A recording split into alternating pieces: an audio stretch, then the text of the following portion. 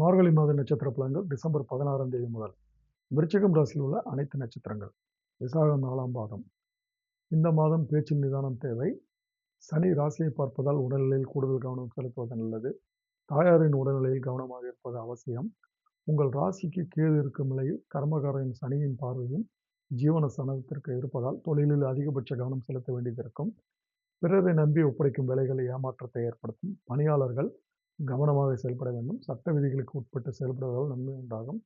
மாதம் முழுவதும் சூரியன் தன குடும்ப வாக்குஸ்தானத்தில் இருப்பதால் எந்த நிலை வந்தாலும் அதை சமாளிக்கும் சக்தி உங்களுக்கு உண்டாகும். வேகமாகவும் துணிச்சலாகவும் செயல்படுவீர்கள்.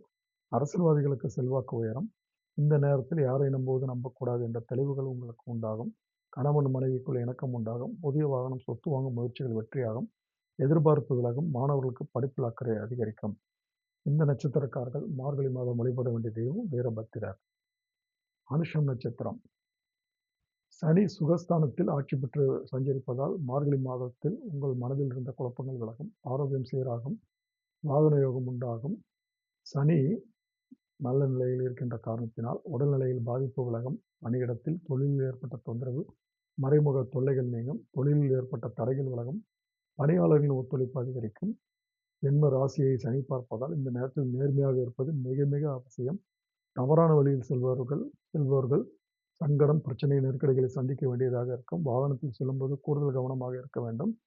சுக்கிரன் சஞ்சாரம் சாதகமாக இருப்பதால் கணவன் மனைவிக்குள் ஒற்றுமை உண்டாகும்.